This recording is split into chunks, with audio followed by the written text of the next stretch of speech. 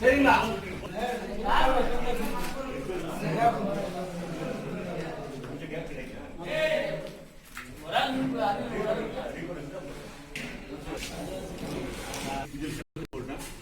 கீழே ஒரு பீஸ், இங்கே ஒரு 2-3 பீஸ் வச்சு குறுக்க பைப் வச்சு 2 நான் ஓட்ட எப்படி ரெடி பண்ணுறேன்? குறுக்க பைப் வேணும் சார்.